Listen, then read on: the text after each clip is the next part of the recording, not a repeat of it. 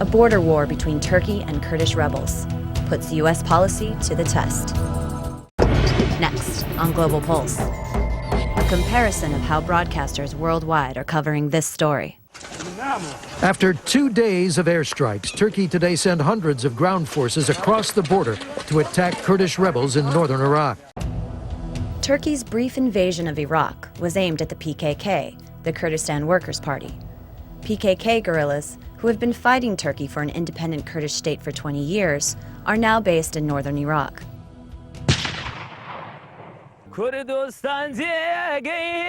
As Al Jazeera English explained, Kurds are one of the largest ethnic groups without a country. There are millions living in Syria, Iran, Turkey, and Iraq. After the latest cross-border skirmish, Turkey's state broadcaster, TRT, expressed resolve, while the Kurdish Kurdsat was more circumspect. A group from the government of Iraq's Kurdistan region visited the bombed area. There, a decision was made to bring aid as soon as possible for injured people who suffered from the latest bombings.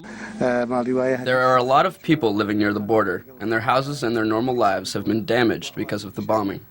Most of the houses have collapsed. The Kurdish president strongly denounced the Turkish shelling of Kurdish villages. He called the shelling an outrageous violation of Iraqi sovereignty.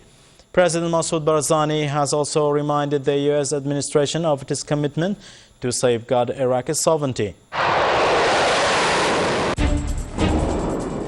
The aerial cross-border operation from the Turkish armed forces into the north of Iraq gave a surprise to the world. In the operation that took place at an unexpected time, the nests of terror have been hit one by one. Ankara is assessing the outcomes of the operation on the one hand, and on the other, gives the message that Turkey is respectful to the integrity of Iraq. We do not have a negative approach to our Iraqi civilian allies, brothers, but the people in the camps of the terrorist organization PKK are terrorists and threaten our national integrity. Turkey is struggling against terrorism. This is a very important issue. This is what we said to the whole world, to everybody. And as a result, everybody has understood that Turkey is right. But a timely visit to the region by another player, America, drew as much attention as the incursion itself on NBC News, the BBC, and Al Jazeera English. U.S. media say American spy planes provided the Turkish jets with their target information in the Iraqi Kurdistan region. The Prime Minister of the region explained that its president cancelled a meeting with Condoleezza Rice to protest against the Turkish incursion. The Secretary of State said that Turkey, the United States and Iraq have common cause in dealing with the rebel group. But she also said that the administration didn't know about the Turkish plans to cross the border. This was a Turkish decision, and we have made clear to the Turkish government that we continue to be concerned about anything that could lead to innocent civilian casualties or to a destabilization of the north. The U.S. didn't give the green light for these attacks, but the U.S. military sure provided a lot of help. U.S. military drones and a U-2 spy plane provided real-time surveillance to pinpoint the targets. And American fighter jets cleared the airspace to get out of the way of Turkish warplanes. Iran, a frequent critic of the U.S., explored the issue on its English-language service Press TV.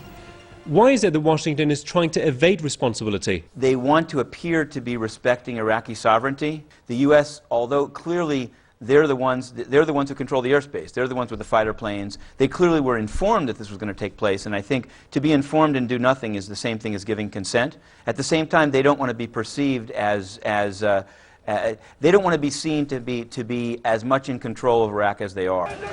Caught between Turkish resolve and Kurdish aspirations, the U.S. is likely to continue to try to please everyone. This is Erin Coker for Global Pulse.